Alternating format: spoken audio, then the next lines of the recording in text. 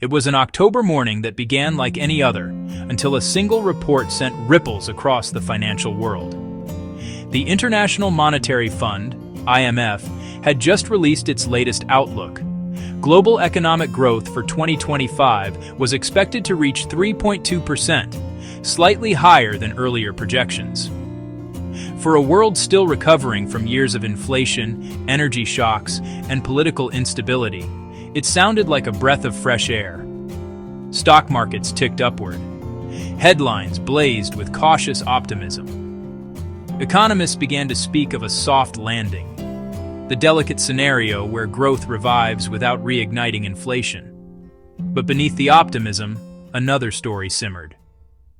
The IMF's report came with a warning. Tensions between the United States and China were once again intensifying, and if trade barriers returned to full force, global growth could fall by over 1 percentage point by 2026.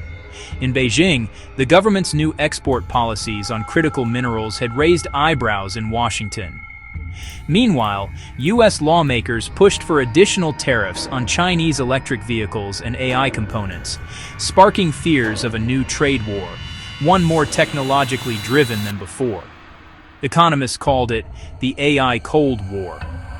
AI chips, data flows, and energy-hungry cloud servers had become the new battlegrounds.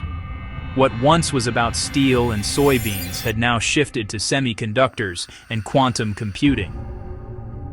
In London, Frankfurt, and Seoul, central bankers met behind closed doors. Resilience, they said, is the new currency. Private investment in artificial intelligence, renewable energy, and automation surged. But so did debt. Developing economies, already struggling under high interest rates, faced the risk of being left behind once more. And yet, ordinary people everywhere felt the same pulse of uncertainty. A factory worker in Vietnam worried about new export rules. A small business owner in Chicago wondered whether the next tariff would raise her prices again. A student in Nairobi, studying computer science, felt both hope and fear. Hope that AI might open doors, and fear that his country might be locked out of the digital race. By evening, trading screens flickered with volatility. The dollar strengthened, Asian markets adjusted, and gold prices rose slightly, a sign that investors were hedging their bets. Commentators on news networks debated endlessly. Was this the start of a new global boom, or the calm before another storm? In truth, no one could say. The IMF's new forecast offered not just numbers, but a mirror, reflecting a world that desperately wanted to believe in recovery, yet couldn't escape its own fragility.